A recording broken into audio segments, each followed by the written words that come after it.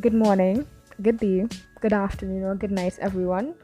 My group, consisting of Makeiha Marshall, Makaylah Scott, Joshua Sirjoo, and Davidia Sydney, will be presenting on authentication systems. This presentation will outline the historical background, the current state, developments, the future, and our conclusions of authentication systems. Authentication systems have played a major role in information security in recent years. But what exactly is an authentication system? In simple terms, an authentication system is a type of security used to confirm or verify the identity of the user accessing a system. This type of information security has become so popular and a very important part of information security used worldwide due to the increase in the number of persons who use systems as well as the increase in the number of hackers. Therefore, authentication systems were created so that the users of these systems know that their information and data is secure and cannot be accessed by anyone else. Furthermore, it is important that we know exactly how the different types of authentication systems work, as well as how they protect and benefit users. In order for the system to be accessed, the user must provide some sort of information that will verify the identity of the user, and this information can come in different forms and different categories. There are three different types of authentication systems. They include knowledge-based authentication, ownership-based authentication,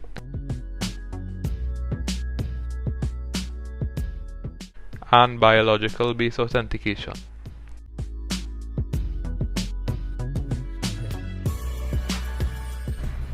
On to the historical background of authentication systems.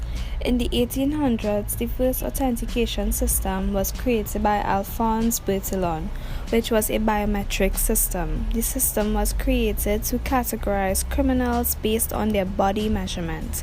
Later, in 1873, Sir Edward Henry invented the fingerprint system to identify criminals in India, where Henry served as an official in the Bengal district. Due to the outstanding results of the system, it was brought to his country, Britain. Henry's system was compared to Bertillon's and favored over his, so it was implemented by law enforcement and has evolved into and enhanced the crime-solving process in terms of identification of criminals. As computers became more modern and more common in society, there was the invention of the password. In 1961, Fernando J. Cobrato was a student at MIT, enlisted in a program in the school in which students shared a computer. This then gave him and his fellow colleagues in the program access to each other's unauthorized files. Cobrato came up with the password program, but the program did not suffice as it was easy to hack. Hash function was applied to increase the security of passwords. In 1976, there was the creation of public key cryptography by Whitfield Diffie and Martin Hellman. They experimented with public key and private key. They created public key encryption. This unlocked a new level of communication in the computer technological age, along with the element of confidentiality.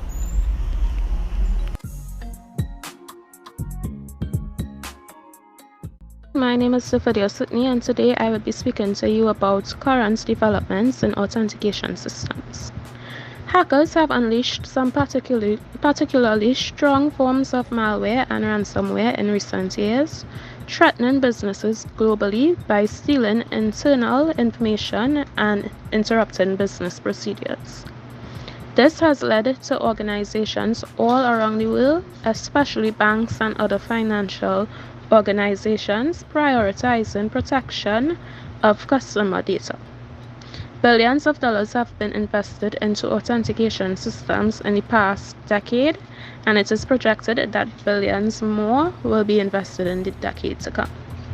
User authentication trends aim to strike a balance between improved security and increased convenience. These advancements have the potential to change the way businesses operate while also providing individuals with new options for protecting their personal data and devices. Three authentication trends that are influencing how businesses and individuals handle cybersecurity are passwords, biometrics, and security token. To access a device, system, or account, the user must enter a unique username and password. Passwords, however, are no longer the most dependable form of user authentication, as it can easily be hacked. This is why passwords are now commonly used in conjunction with other security measures such as two-factor authentication, which involves the user entering a randomly generated code which is sent via email, text, or app. Biometric authentication verifies an individual's identity by using their unique biological traits. Fingerprints, voice, retina, and facial traits can all be used in biometric identification systems. Because it is nearly impossible to manufacture a fingerprint or receive a retina scanner unless you have the required expertise or training, this is seen as one of the most trusted methods for verifying someone's identity. Security token is a piece of hardware that allows you to access an electronically restricted commodity, area, or service. The token can be used in place of or in addition to a password. This can be an electric key that allows entry. A wireless keycard, for example, can allow the user entry into locked areas.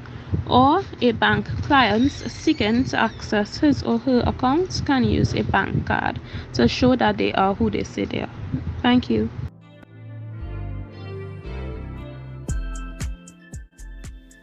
My name is Makaylah Scott and I will be presenting on feature developments. So the primary goal of feature developments is to improve the speed and accuracy of imminent authentication systems. Advancements in these areas will not only enhance the usability of information assets, but also strengthen the security of sensitive information stored on these devices, which will amplify users' experience and confidence in these systems respectively. Examples of major anticipated trends include passive biometrics or continuous authentication and more indomitable biometric features within multi-factor authentication schemes. Firstly, passive biometrics or continuous authentication, as it is tentatively known, passively monitors the user's interaction with the device and habitually verifies the user based on their unique behavioral patterns such as keystroke dynamics, touch gestures, and gait, as well as other distinctive factors such as GPS location. These various bits of information are collected from the device's built-in sensors and, according to experimental research conducted in 2019, are 99.8% effective at verifying the genuine user, particularly when multiple sensors are utilized in the authentication process. Secondly, multi-factor authentication systems can be further secured by implementing multiple complex biometric controls such as electrocardiographic or ECG and electroencephalographic or EEG recognition, which authenticates users based on their heart rate and brain activity respectively. These biometric features are harder to replicate and thus will fare better against future attacks using augmented technology that can bypass present-day biometric security measures like fingerprints, voice, retina, and facial recognition, as mentioned by my colleague.